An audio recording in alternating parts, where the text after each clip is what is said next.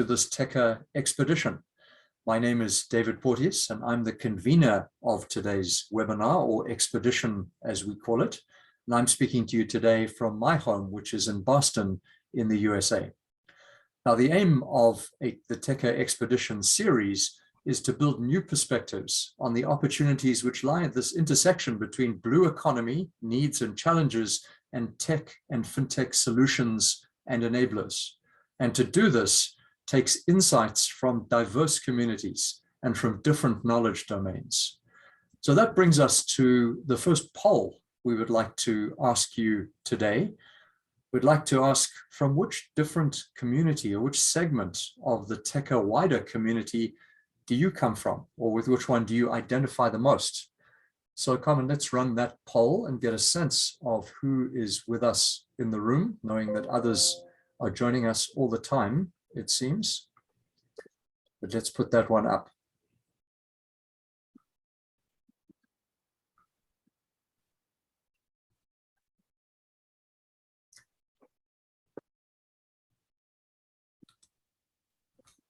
Okay, if you can take a look at that and give that a quick answer.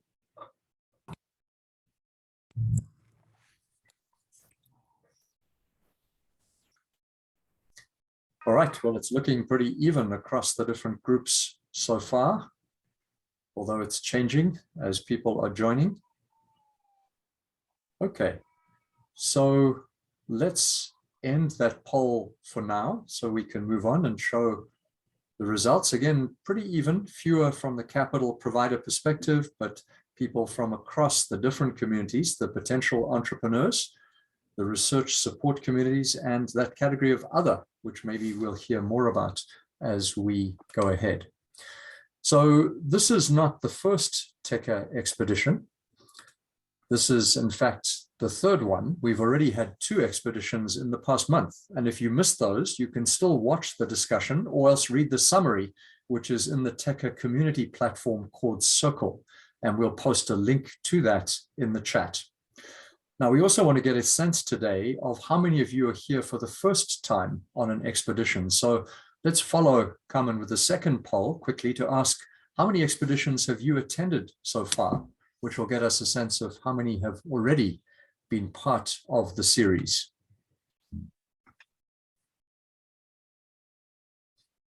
All right, so we're seeing quite a number of people coming in for the first time, it looks like. In fact, the majority coming in for the first time. So let's end that poll as well, and we can share the results there. But for those who are new today, which is the majority, a very quick recap on TECA. So TECA is a new venture builder which aims to promote scalable ventures in the area of climate adaptation generally. So TECA will fund and support high potential teams who have a passion for climate action so that they can develop their ideas into ventures. TECA's mission is to launch 100 fintech ventures by 2026 to bolster the climate resilience of vulnerable communities and the planet. Now this year, the first wave or cohort, if you like, of TECA is focused on the blue economy in East Africa. And this wave is fully supported by FSD Africa, and our thanks to them. And they are funded in turn by the UK's FCDO. And you can find out more about TECA via its website, which we will also post in the chat today.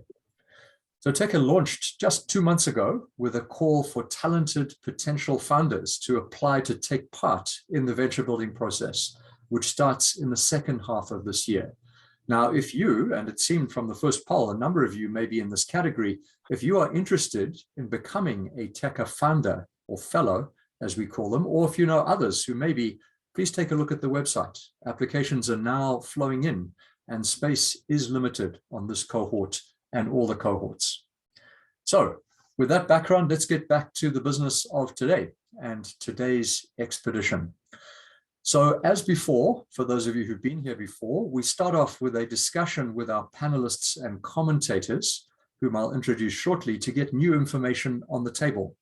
And we open the floor for questions, so feel free to post them in the Q&A as we go. And so we're ready for that as we go along, and we can prioritize them when we get to that section.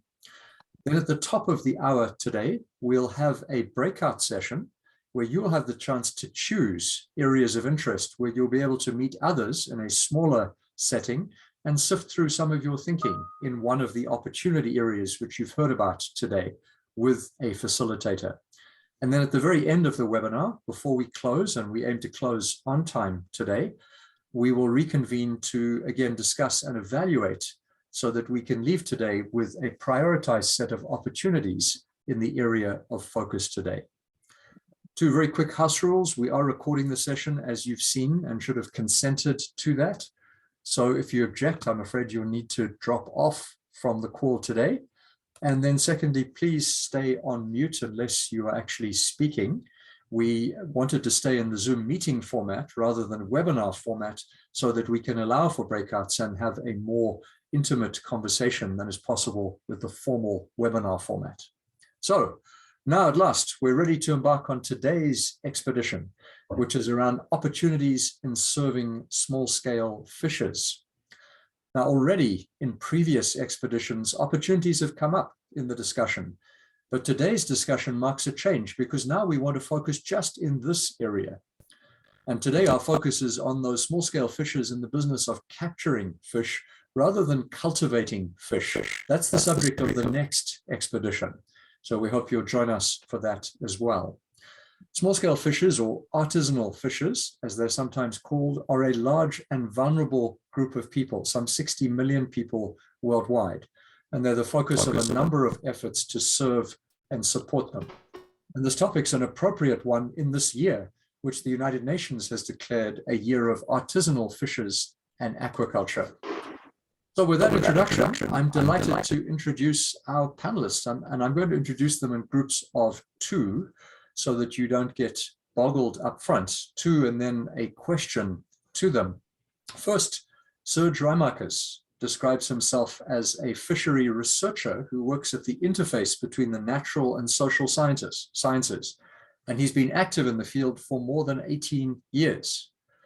He started Abolobi as a social enterprise 5 years ago, 2017.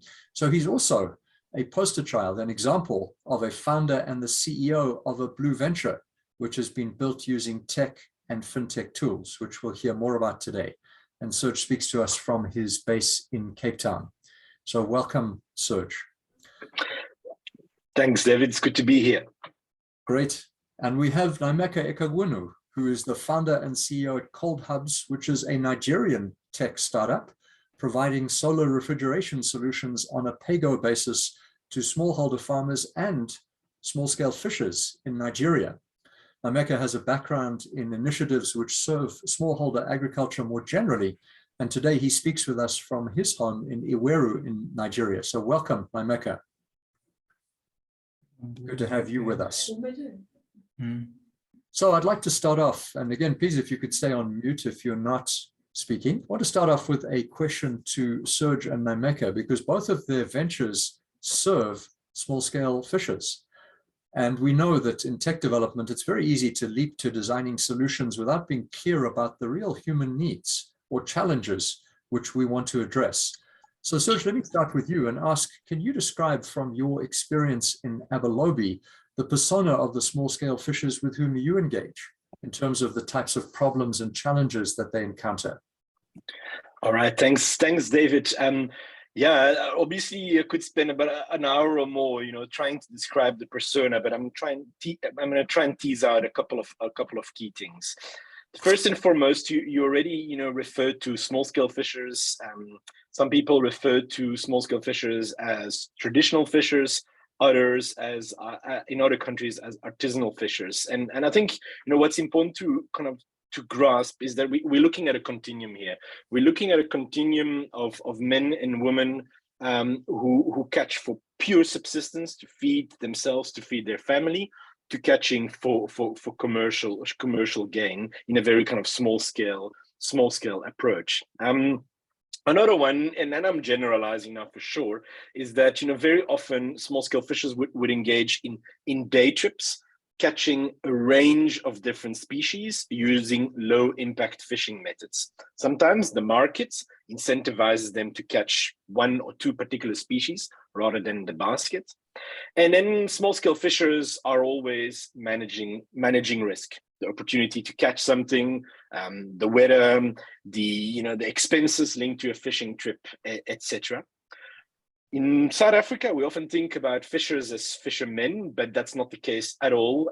In fact, many women are very active in the fishery as fishers themselves, or playing a really active role in the post-harvest work, in the marketing, in adding value. Fishing and small-scale fishing is often, the primary contributor, the primary provider of good quality protein in a local community, in a local region. And I think that's really key. The concept of food security and the link between small-scale fishing and food security is paramount. And then maybe something that you don't often hear is that fishing is a way of life. I'm potentially romanticizing it a little bit, but fishers go out, they hunt for that natural resource, that renewable resource. Many fishers I work with have a very deep connection with our oceans. They're not just users of the ocean, and users that should be controlled to achieve some kind of sustainable or manageable framework. In fact, it's the other way around. In my opinion, in my work, in our work, fishers are uniquely poised to be the stewards of our ocean. And I think that's really important to grasp when we start thinking about the ocean crisis, the ocean emergency, climate change, resilience, is that they're not actors, they are stewards of our oceans. And then I'll stop now, but maybe the last one is that a healthy ocean is one of the best strategies to address climate change. How do we achieve a healthy ocean? Well, we need our stewards. We need these small-scale fishers.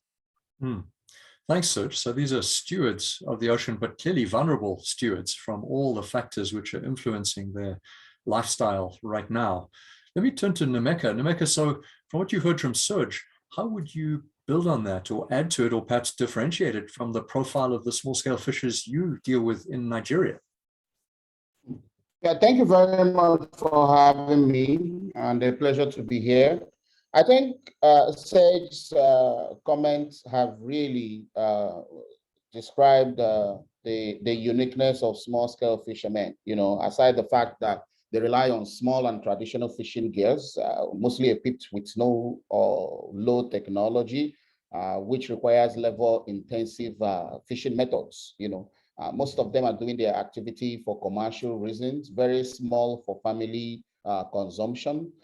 Average catch every day on the coast is about 2 to 3 kilos.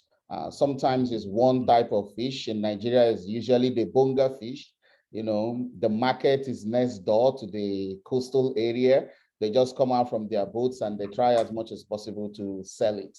But because of their utilization of traditional fishing methods and totally no gear, no advanced gear, most of these small-scale fishermen and women too are usually trapped in poverty, because they sell their fish at very ridiculous prices, because most of them live in areas where there is no form of infrastructure that can be utilized to support fish distribution, fish storage, and preservation in most cases, So it's just a cycle of poverty.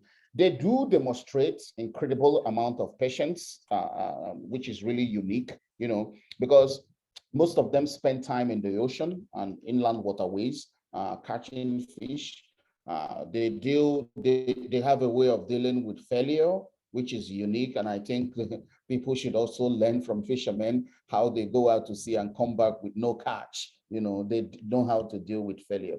And they have incredible knowledge of the environment. I totally agree with Serge, because their analytical mind is incredible.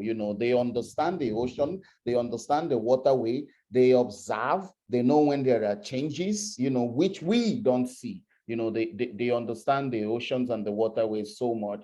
And one other uniqueness of them is their persistence.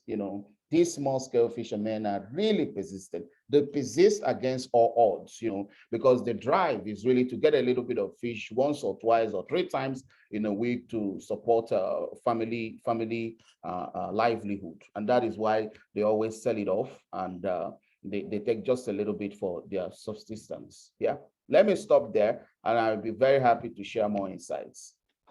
Thanks, Nemeka. Yeah, so we're certainly building this profile of a group with a lot of poverty linked to some of the traditional methods that are coming under pressure, but yet remarkably resilient. And so let me now turn to the other two guests we have today. Let me introduce them first and invite them to build from their perspective. So we've heard from two people who run ventures, actually working with small-scale fishers in different parts of Africa at the moment. Our next two guests are involved in researching and working in different ways with people in the blue economy. And so let me start with Chris Giordano. Chris is a technical advisor on value chains and markets at the international NGO Blue Ventures. Now, Blue Ventures aims to design, scale, strengthen, and sustain fisheries management and conservation at the community level. And he's going to talk more about that with us, I think. And Chris himself has experience in the management and commercialization of small-scale fisheries to achieve equitable supply chains in other parts of the world outside Africa, including Peru and Indonesia. And we love Chris to bring those wider perspectives to bear in the Techa process. Let me introduce Shirley, whom you've met before, Shirley Mburu. She has been on all the previous expeditions, and she's a very important person in the life of Techa, because she is the Techa program manager. She was telling me earlier she's just come off interviews screening Techa applicants. So if you're a Techa applicant, she's a person you're going to get to know a whole lot better. She brings a fintech perspective today from her own background in consulting around payment solutions and marketplaces in Africa and elsewhere. And she's based in Nairobi. So Chris, let's come to you first. From your wider perspective, the work that you've done with Blue Ventures and elsewhere, the persona that you're hearing from Serge and from Nemeka today, does that ring true? Are there other parts you might add to it? Yeah, thank you, David, and a pleasure to be here. I think hearing both from Nemeka and Serge, I have to agree, essentially. The fishers I've met in my career, as well as the fishers that Blue Ventures works with in over 12 different countries, is that they tend to be highly intelligent and inquisitive problem solvers, persistent, have an impressive breadth of technical and cultural knowledge of their fishing grounds and the environment that they deal with day in and day out. But we also have to recognize that they're time constrained between work, family, and social commitments. They're obviously concerned about their well-being and the well-being of their families and communities. And most importantly, small-scale fishers, at least the ones that we work with and that I have worked with in the past, tend to be historically marginalized and underrepresented within formal and informal institutions.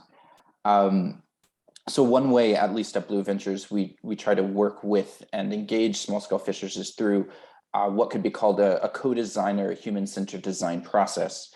And what that essentially means is that we believe that fishers themselves can and should lead the process to correct historic issues of marginalization and access. So this would be a participatory process within which fishers first learn scientific information or other information in the context of their traditional knowledge that Serge and Nemeka already pointed out, and then use that broader perspective to define and lead the journey towards local fisheries management and improve sustainable management of their resources. The success of this work really hinges on the active and equitable ownership of that process by small-scale fishers and their community members, and the rejection almost of technocratic top-down solutions focused on providing a predefined service or product to fishers. Like Serge and Nemeka already said, one small-scale fishing community can be quite different from another. The social context, the type of species that they're fishing, where they fish in the ocean, and then also the seasonality associated with that practice. So a predefined service or a predefined product not always will work well, and there needs to be a degree of flexibility and modularity around whatever solution that fishers are engaged in. So, in sum, any project for management, market engagement, or financial access really should put the user, in this case the fisher and fish workers, at the center of the design process for there to be success. And I hope as Techa moves forward, that can be something that can be considered as essential as some of the solutions roll out, not only within Africa, but potentially other parts of the world. Thanks, Chris.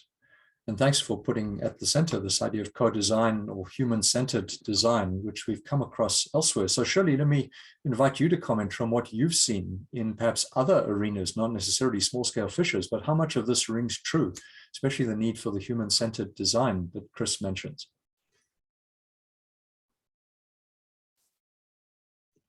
Sorry, this rings true for me. Well, I may not have worked very much with small fishers, but I've worked with small-scale farmers, and I see a lot of similarities with them as well.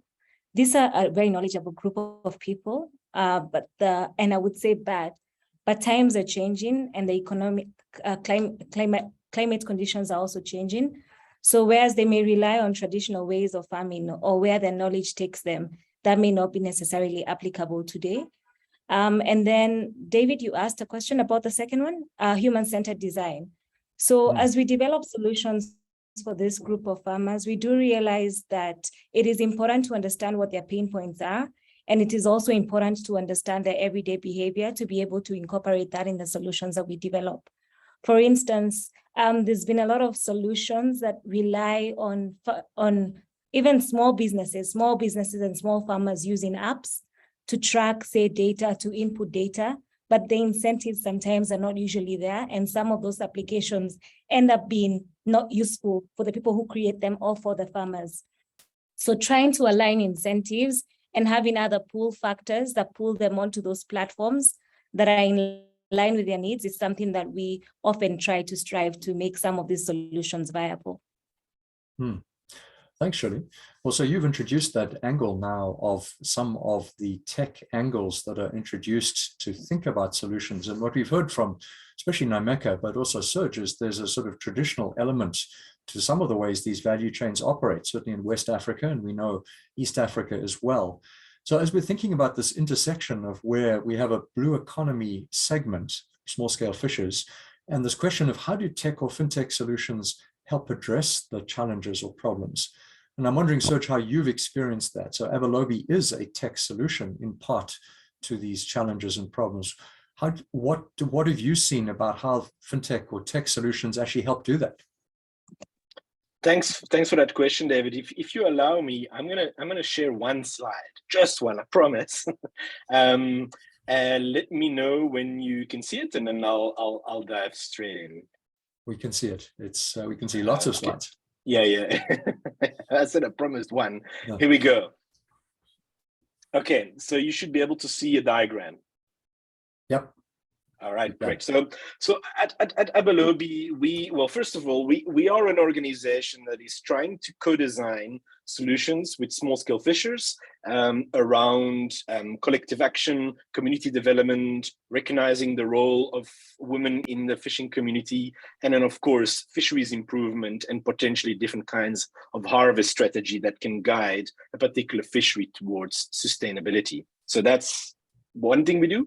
On the other side, we're also some kind of fintech startup, and these two things come together in this diagram. What you see on this diagram is really how we see a combination of technology, community development, value retention within the community, and basic cold chain infrastructure that allows that first mile, that community group to reposition, to reconfigure their space in a supply chain.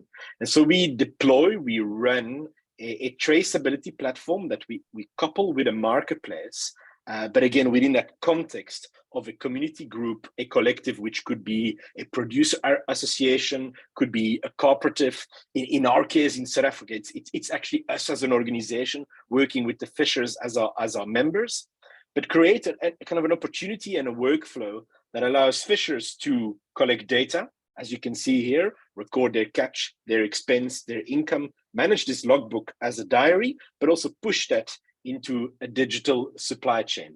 That catch gets verified by these groups here before it's advertised on a digital marketplace. That digital marketplace doesn't just connect with one kind of buyer, it can connect with different segments. Think retail, gastronomy, restaurants, home consumers like you and I, and we also run kind of a feedback loop into a food security channel. That's the social enterprise part. That's kind of the setup that allows that value retention, that allows the ownership of that supply chain, that allows the fishers to move from a position of being price takers to a position of being able to negotiate price, in some case even set the price, a fair price for the real value of their low impact seafood. All of that is underpinned by a data framework. As you can well imagine, a lot of data is collected here, especially through the digital transaction that happen on all these lines. That allows us to come back and start thinking about embedded financial services. How do we offer, again, as Chris mentioned, how do we co-create, co-design various financial services such as microloans or business cash advance, savings mechanisms, and potentially even create or broker or bring in or partner insurance providers. That's how we've set it up. So all centered on this idea of a hub. And then we have many of those along the coastline. So Serge, that slide is useful. Perhaps just tell us a bit more about, you had the fisher at the screen there entering, capturing data. Link to the persona for a moment and just tell us more about your experience of the tech familiarity of the small scale fishers with whom you work and how you seek to enhance that. Yeah, good questions. Many of the fishers that we work with are in their 50s, in their 60s, are quite tech averse, at least in the beginning. And as they, in the community engagement, in the community development program, the onboarding program, as they engage with this idea that this could be a portal into bypassing what is very often an extremely opaque supply chain, the value propositions become very clear. Also, of course, from a kind of a user design point of view, the way the app looks, the buttons, the user experience is very much geared for a person with, a particular digital literacy. That doesn't mean it's for everyone. That doesn't mean everyone is eager to access the smartphone app and take it from there. But it also doesn't have to be, because there are many entry points into pushing this data into the supply chain. We have the concept of a local fisher assistant. This could be the administrator of the cooperative, maybe one of those ladies in the cold chain hub that potentially starts playing that role as well. So you don't have to have the smartphone and the app to partake in the program, but if you want to access your own data, if you want to download your data, use it for different purposes, of course, the Fisher app is that channel. Got you. Helpful to understand, because clearly your marketplace solution really does rely on the capture of data at different stages in an accurate form that can then help process and manage the flow of fish through it. So I'm sure there are many more questions that will come to you. And again, remember, for our participants, feel free to chat questions, which we can get to in a moment. What I'd like to do is invite Nemeka now to give a sense. We heard, Nemeka, that cold chain solutions are part of Serge's value chain around marketplaces. Talk to us about how you, in the cold hubs setting, provide your solution around cold storage. Thank you very much, David. I don't know if I can quickly share my screen to also show what we are doing at Cold Hubs, if it's possible, just quickly. What we are trying to do really is to demonstrate solar-powered cooling. When you go to a coastal fishing community, they usually have a form of cold storage, which is diesel generator powered, So what happens is that diesel generator, as it becomes more expensive and the generators are maintained every time, I have never seen a diesel generator cold room that runs consistently for 2 years in Nigeria because of the high cost of maintenance, the high cost of diesel, and the diesel generator packs up and the cold room packs up. So the cold chain is totally dependent on diesel generators, which is totally unsustainable and unreliable. So what we did at Cold Hubs is to design robust solar-powered working cold rooms with low cooling temperatures as much as -15 degrees Celsius, running entirely off renewable energy. So you can deploy them within fishing markets, at fish landing sites, next to the coastal areas or inland waterways. But beyond having that infrastructure, we tried as much as possible to make sure that the infrastructure is green.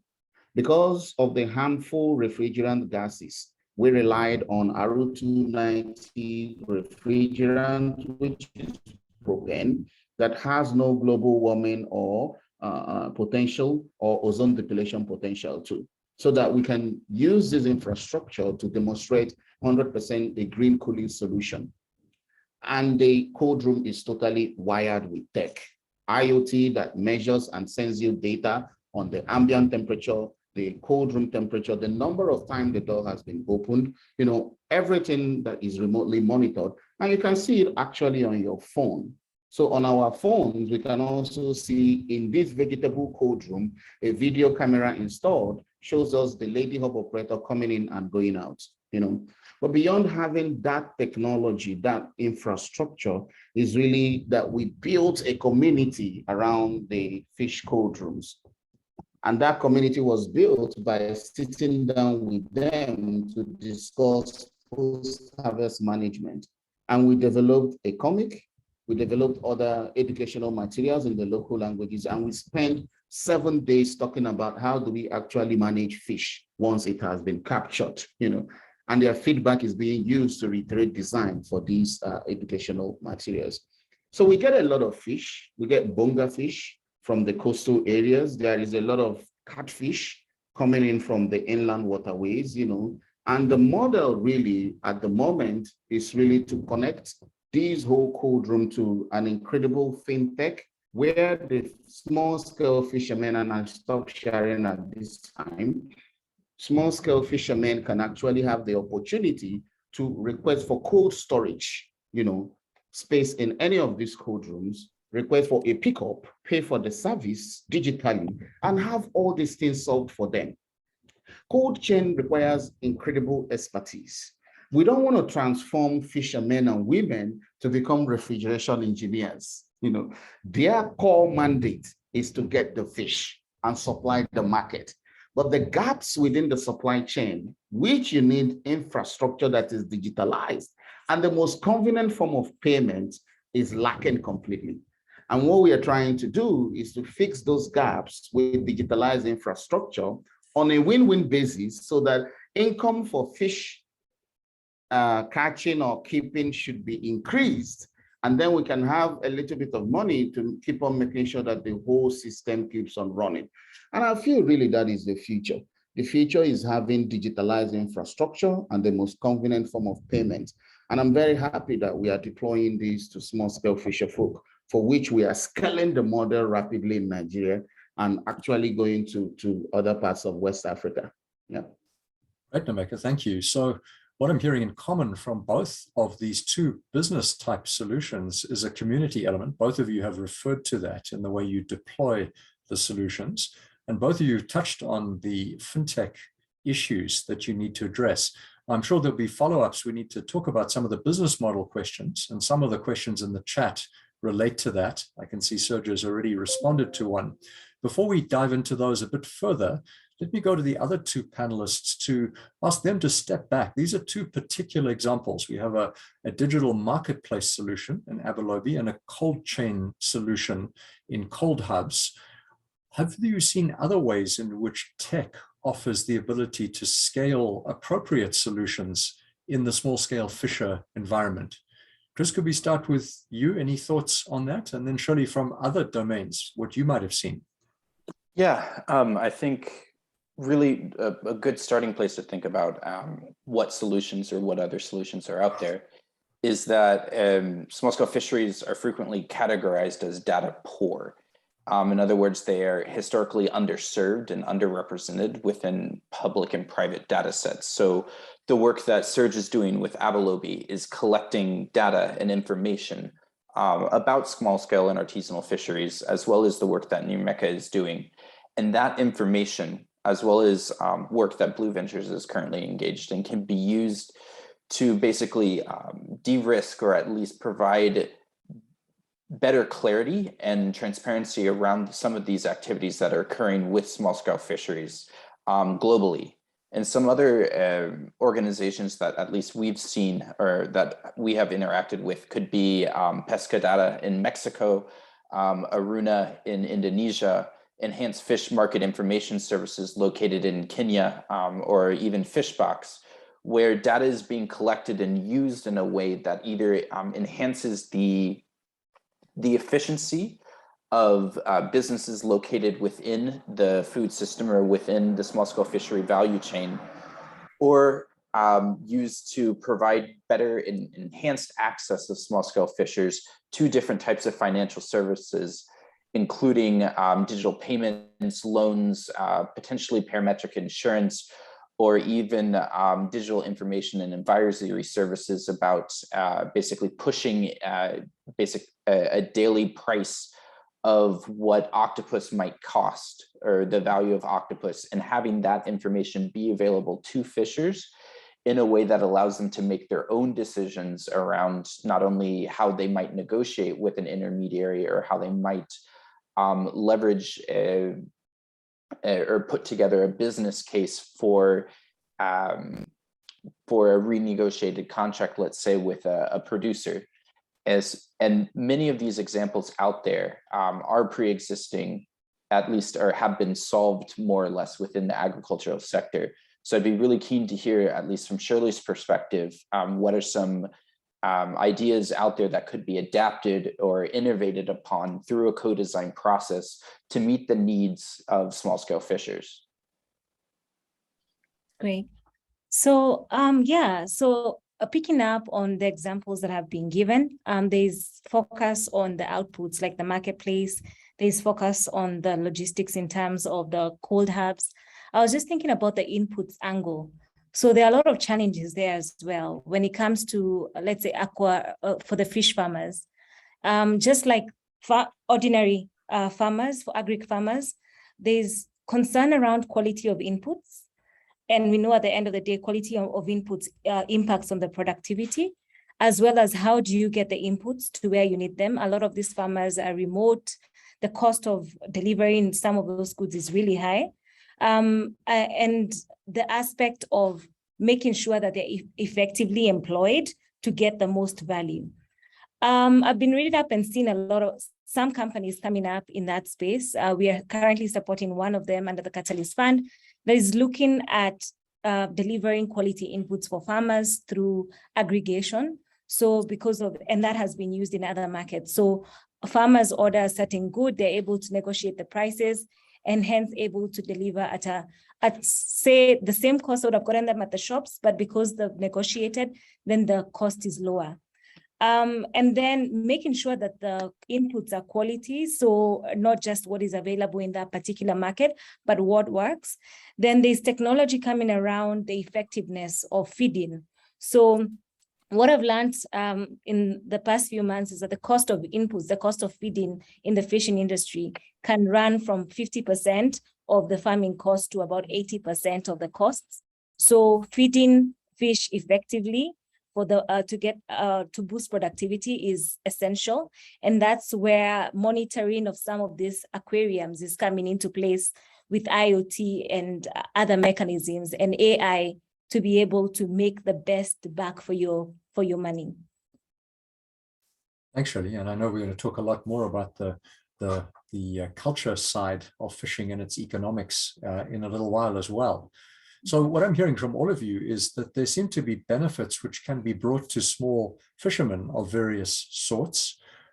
Serge, you spoke about value capture or greater value capture as a result for them. Let's just get back to this question of business model for the providers, because after all, we introduced both Abolobi and Cold Hubs. You are ventures. You're in business, even if you have multiple motives, you aim to be sustainable. And I've seen some questions in the chat already about, is this a government initiative or is this a private initiative? And obviously Techa is about promoting sustainable initiatives. So Serge, again, starting with you, what's the business model for Abolobi in doing this? Is it traditional marketplace type business model where you take a cut, or are there other aspects to it that will sustain you? Yeah, so thanks for that question. So David and people here, we we are a hybrid social enterprise. So we have a non-profit arm that spends a lot of time and work on the fisheries part, the fishery rebuilding, the community development work, etc.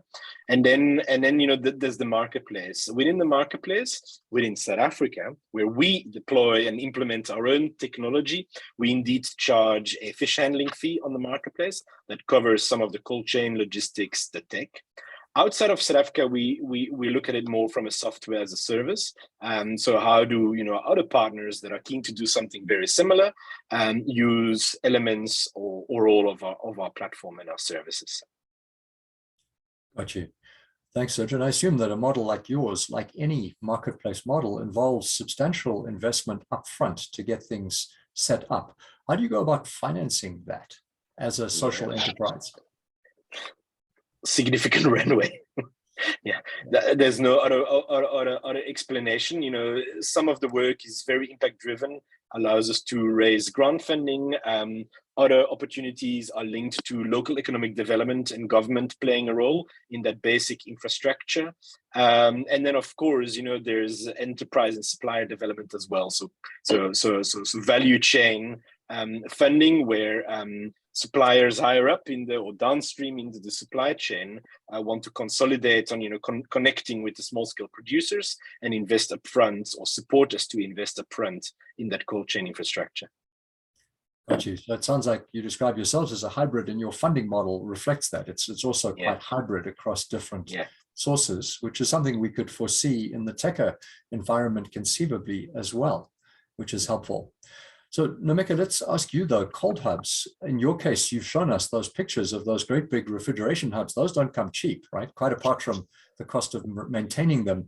So what's the business model of cold hubs? How do you sustain yourselves? So our business model is based on cooling as a service. In cooling as a service, we own the infrastructure and open the space for daily rentals. So the small scale fishermen and women actually rent stainless trays, or baskets to put up to 5 kilograms of fish inside the cold room. They store it for one day and they pay us 500 Nigerian naira. That is about $1.35 US for one day storage. And that cold room is exclusively meant for fish, because we conduct detailed scoping studies to first of all identify the fishing clusters where the fishermen land the moment they come back from sea or from the river, the inland waterway. And we strategically deploy a cold room there where everyone within the fish value chain sees it. In recent times, we've started to do solar-powered ice block makers, because in the course of fish storage, most of the fishermen and women told us that they move their fish from the rural areas to the urban areas to sell. So they started requesting for ice blocks. So we've done solar-powered ice block machines that can actually produce 5 kilograms tabular ice blocks, 100 of them in 14 hours. And those ice blocks are sold for 250 naira, which is about 70 US cents. The idea is to bring cold chain close to the people that need it the most, and make sure that they don't need to get involved within the refrigeration space, because expertise is provided to take off all the stress around refrigeration from them completely, around cold chain from them completely, and make them focus on their core occupation, which is fish catch, fish distribution, fish supply. So the business model is really cooling as a service. And we are doing that on the stationary cold rooms, on the logistics, and on the ice blocks. Yeah. That's great, Nomeka. So it sounds like you really are a demonstration of what we've seen a lot of in East Africa, which is pay-go solar power, but not applied to refrigeration as much. Now you're doing that in West Africa. And I love your ice block example too, because that really sounds like the ultimate example of sachet marketing, getting it down to selling the individual ice blocks in the form that was spoken about years ago in the fortune at the bottom of the pyramid type of work. That's great. Well, let's ask this. So, Chris, you were telling us about data services that deal with the fact that often small-scale fishers are data poor, and that people make a business out of collecting that data. Who do they sell it to? Who pays for those sort of services? So what's the business model behind some of the ones that you mentioned earlier? Yeah, David, that's a really good question that we're continuing to explore and try to figure out the best business model that's out there to utilize some of the data that we've been collecting for and about small-scale fisheries.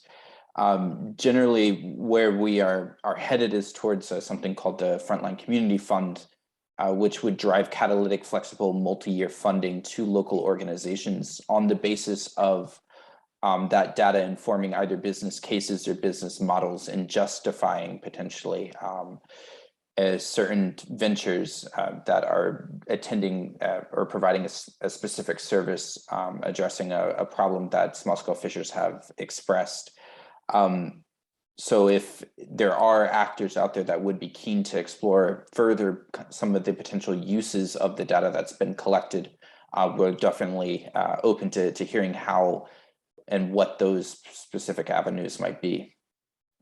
Great, Chris. And I know there are people on this call who might be able to engage with you. David Delso, for example, started an entity collecting data from merchants in Latin America and had to work through, how do you monetize that? Who will pay for it? And I think has eventually achieved success in doing that. So there are some interesting precedents from other sectors, perhaps outside of the blue economy, which might be relevant. I'm wondering, I see here a question in the chat from Samir Hafiz asking about the use of fish data for sustainability monitoring purposes in terms of species being overfished and so on. And Samir's question is, has this been done? And we did mention traceability, and Serge, you referred to traceability earlier when you were speaking. I assume this relates to that. Can you give Samir an answer to the question here? Has this been done? Yeah, absolutely. Thanks for that question, Samira. I started typing in the chat, but that is exactly the foundation of the work that Abolobi does, the foundation of the work that Blue Ventures does, is how do we co-design data collection methods, and how do we co-design data ownership programs that bring the incentive and the opportunity to collect quality, robust data that is standardized in some way or another, and that over time can help the fishers and their partners make better sense of what's going on. What are the key trends? What can be tweaked? How does that get tweaked? If we do make a tweak, how do we track that there's this progress here?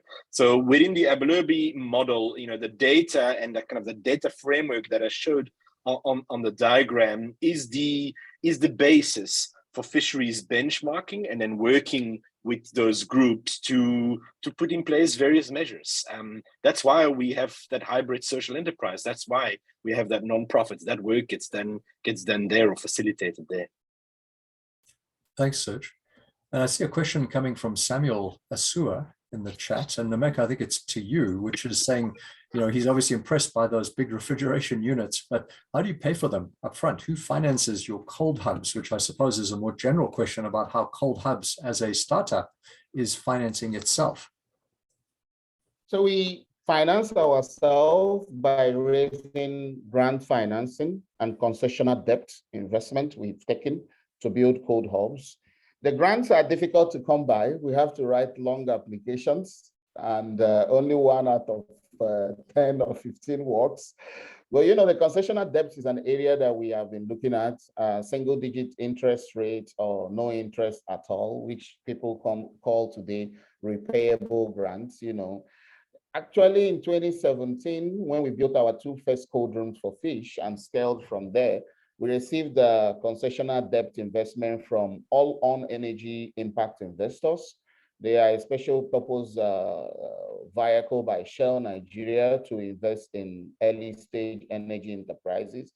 And we are lucky to be their second or third investment, And now we are actually growing that fish cold room portfolio significantly. Yeah. So your funding base, like Serge's, is also a hybrid one. It's a range of different types of funders, grants, commercial impact investors, and so on. And that seems to be a feature of the space. It seems to be a necessary feature that there are those investors with different instruments to offer, grant, non-grant, as well as different motivations? Because presumably it takes a while to recover your investment on a big refrigeration unit like the ones you've shown there. It actually takes about 36 months at the maximum to recover on the CapEx.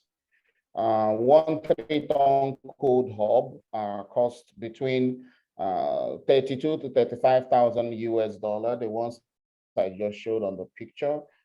Depending on import duty, the mood of the Nigerian custom, they charge us import duty. If it's low, we can get it to 32. If it's high, we can get it to 35. It can go to 37, you know, but we are trying to localize manufacturing of our parts as much as possible. So we are also setting up a small production line, and also to start making some of the cooling elements, the evaporator,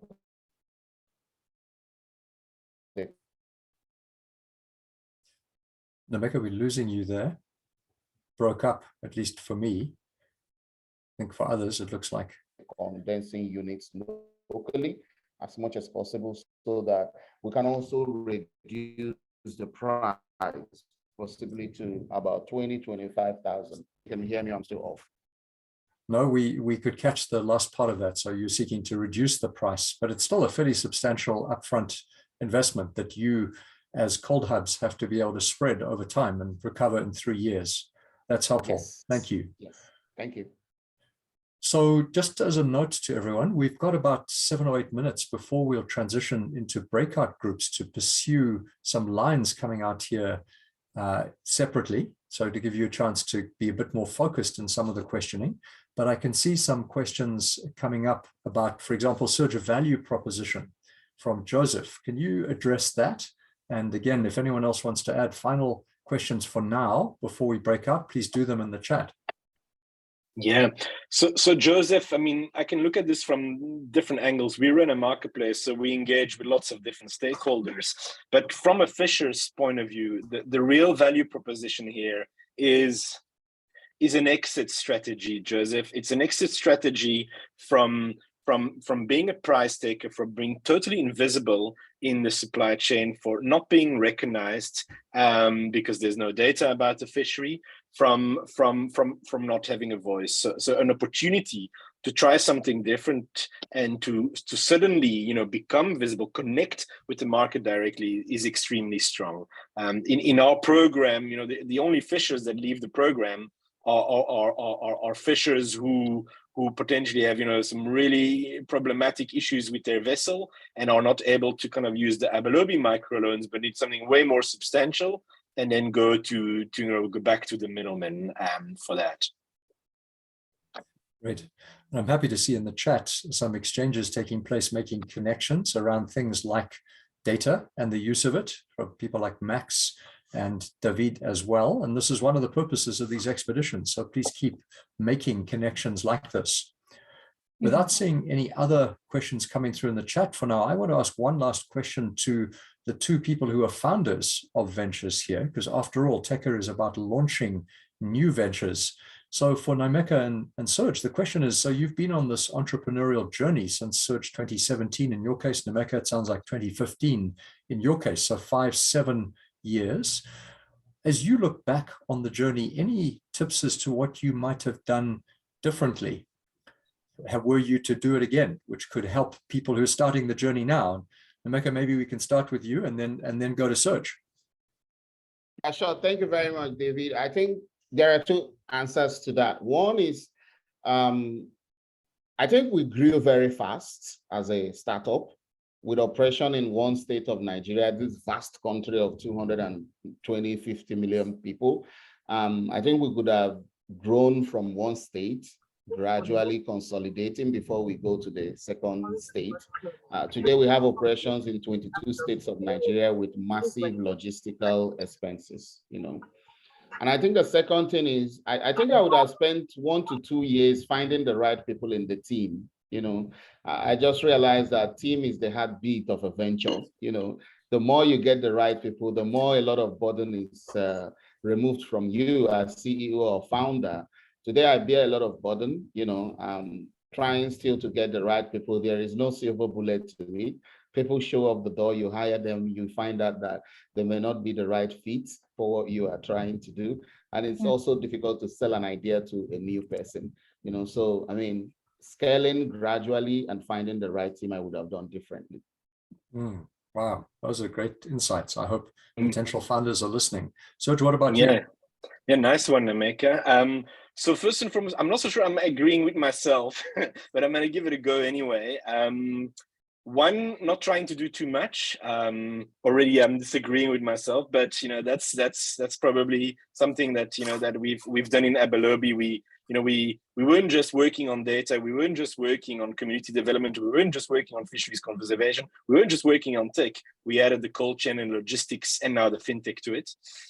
And then secondly, linked to the team. I'm a total accidental entrepreneur. I'm passionate about fisheries and solving fisheries problems, and so I found myself in this space. It's a hell of a ride, but I think maybe one thing that I would have done differently if is bring in a more technical expertise from the get-go. For quite some time, we outsourced our tech development, which that's what we were able to afford. As things change, obviously, you know, those needs become more acute, and so, you know, bringing that in sooner in-house is probably something I would do if somehow I could push a rewind button. Well, I love the expression "a hell of a ride," which is what most entrepreneurs say, even accidental entrepreneurs, such like yourself. Let me do this. I know Shirley would like to ask a question. Shirley? Yeah, it's a quick question to Serge, and actually it came from one of the participants, Stephen, who has been working at the coast with fishers, and it's linked to traceability. And I was wondering that I know you were involved in the fish to fork sort of program, whereby you were educating different chefs about the different fish and what is in season, and hence they wouldn't demand what is not in season, prompting the fishers to sort of fish what is not in season, which all leads to a sustainable way of fishing. Would you say that sort of approach, whereby you link the market to understand what happens in the waters, also creates a sort of income smoothing for your fishermen and for your organization? Oh, nice one, Shirley. That's probably my favorite question. Because of my background. Firstly, you know, I strongly believe that one of the main reasons why we have a fisheries crisis is because the market and the fisheries are totally disconnected.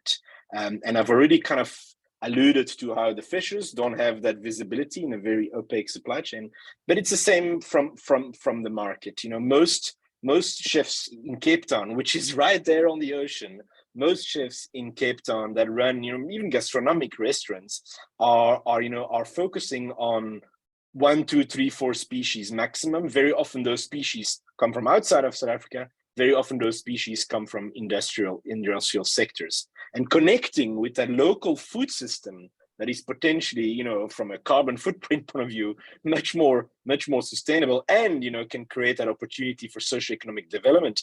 That's what we are after within Abolobi.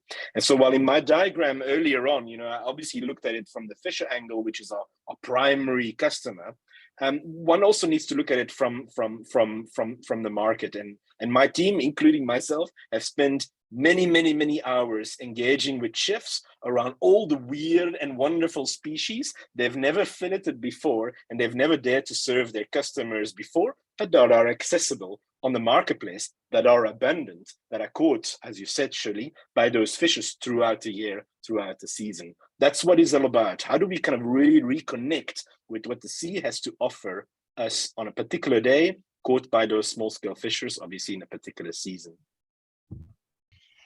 So I think I have 3 striking points that I had from the conversation. Number one, it was because we were focusing on financial products for smoothing incomes, and it was around financial service providers will want to get into any market where that is formed or formalized.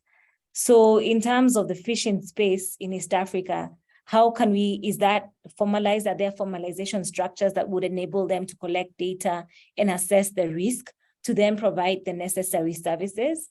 Then the other point was around biophysical risks. So as much as these solutions may work in Nigeria or may work in South Africa, there's different risk exposures depending on the region where you're developing a solution. So like in terms of heat spikes in West Africa may be different from heat spikes in East Africa. And so those are some of the what you need to understand better when developing some of these solutions and measuring that risk that you would be providing for. And then the last one was around when you're providing a solution, you also need to look at the other ecosystem players that would sort of make your solution more effective so that it can fit into a sort of like a puzzle instead of being a standalone product that may not necessarily provide the full value to the fishers that you're targeting. Thanks. And I will pass on the baton to Serge. Thanks, Shirley. I might be fishing for an insight here. No, we had a nice chat focused on Kenya, where I was hearing about certain restaurants in Nairobi keen to connect with fishers along the coast. So that got me quite excited. Thanks, Steve. But maybe the main insight is that there's been quite a lot of quite a few initiatives that are trying to launch, sometimes they're government-driven initiatives or even NGO-driven initiatives that are launching these kind of marketplace platforms, website or whatever it is, where it's more about matchmaking. Like, here I am, I'm a fisher, I'm gonna have a profile and I'm gonna just advertise what I've got. And these do not work. These do not work. The marketplaces, in my experience, need to be linked to obviously cold chain, logistics, payment systems, but more importantly, with an ownership model. Who has the agency in the marketplace? Who is part of the governance structure? How do the sellers connect with the where the marketplace growth sits? That's how you're able to kind of bring quality product on the market. That's how you're able to drive impact in the fishery. Great. Thanks, Serge. Who are you going to pitch to of the remaining two panelists? Nameka, over to you. Well, thank you very much, Serge. I think what came up in the breakout room for me was really some insightful ideas of what we can do around logistics, actually, and it's something that we're already doing, trying to connect small-scale fisher folk to urban retail markets using electric motorcycles and the cool boxes, small cool boxes. You just need to strap a 20 liters cold box on an electric motorcycle, and once fishermen and women are coming in, and they need that kind of logistic service to the urban retail market, they can hire you, and then you come back and then you charge the electric motorcycle using excess energy at each cold hub facility, because the cold rooms are already oversized, and it's something that we are doing. And I was very happy to hear someone ask that question. It also came up, one of the things that struck me was how cold storage can also be used in the informal sector in Kenya, where there is a lot of informally employed people, and how can we make cold storage available and use these to actually create employment for people, because Kenya is also already uniquely blessed with a rich coastline with so many artisanal fishermen. And the last is competition. As we are trying to serve small-scale fishermen, there are companies out there that have already gotten established in the market doing fish importing. How do we position ourselves for future competition? Because as we grow and they find a niche market in what we are doing, they might re-strategize. And over the past several years, they've already gathered experience and technical competence. But it was a very lively conversation. I wish it was beyond 15 minutes. I hope next time it should be more than 15 minutes. It ended so quickly. Yep. I guess it's Chris, over to you for a last word there. Yeah, in our group, it was quite apparent there's a lot of different ways, not only to collect data about small-scale fisheries, but the specific types of data that might be collected. One of the, like the key lessons is that data could be used to inform business cases or specific ideas about how to engage small-scale fisheries, especially their value chains. But you'd need to be very clear in defining on what data you would specifically need and for what purpose. Pointing back to David's comments earlier about the quality of that data and being very clear about data quality, but there definitely is potential and a business case there for the use of data that's produced by small-scale fishers. That's great. Thank you, Chris. So we'd like to end off then today's expedition. It always feels too short, Nameka, unfortunately, but we know on a Friday afternoon, in fact, it's late afternoon for some of you, so we appreciate your staying with us for it. There's always a challenge of time, and we finish on time. But we'd like to finish with the poll, if we could just put that up, which just invites each of you to reflect back on what you've heard today. Which of these 4 areas would you prioritize? We understand that's a subjective judgment for further exploration by Techa. So it doesn't have to be the group you were in. It may be you went to that group just to learn more, but you think other areas may carry more potential. So give us a sense of that, because this is kind of like crowdsourcing wisdom for the Techa founders who will be joining the process in a few months' time. And as you do that, there's some links being put in the chat with more information about joining the community that I mentioned that now has something like 100 members on Circle. I was looking at that this morning, and we know that some of you at least are interested in becoming Techa founders. So there's the link to apply. And we hope that you'll continue to join the rest of the expedition series, which continues in a couple of weeks' time when we'll talk about aquaculture as a quickly growing area around the world with fascinating applications of tech to that area that we'll talk about. And then we'll go on to look at ensuring natural assets like coral reefs or mangroves, and end up looking at blue carbon finance, where we have one of Kenya's leading experts in blue carbon finance projects joining us for that, together with someone who brings a very different approach. So we hope you'll be back in a couple of weeks' time. But let me finish by saying, and I hope you can see the results of the poll there, a lot of interest in cold chain solutions. So Nameka, it sounds like you've intrigued a lot of people, or at least they see the potential for it, and certainly an interest in things like data as well, and the traditional application of fintech approaches. And there on the screen, you can see the rest of the calendar that I just spoke you through of these expeditions.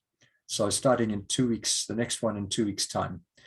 So let me just finish as we come up against our time by thanking our panelists today. All of them have brought us fascinating insights. We really appreciate hearing from the coalface of ventures that are working sometimes against the odds, working with this fascinating segment in the blue economy of small-scale fishers who, as we heard, are on the one hand highly vulnerable to climate change, vulnerable to fishing overexploitation, all sorts of problems, and yet remain remarkably resilient. And so we deeply appreciate people who are bringing solutions to them, especially in this year in which the focus is on them. And we hope that those of you on the call who intend to be founders are inspired by some of the examples, and we hope stimulated by some of the ideas that you've heard on the call. So thank you, Serge, to you, to Nameka, to Chris, and to Shirley. And we look forward to seeing you all in a couple of weeks' time. Bye-bye. Bye.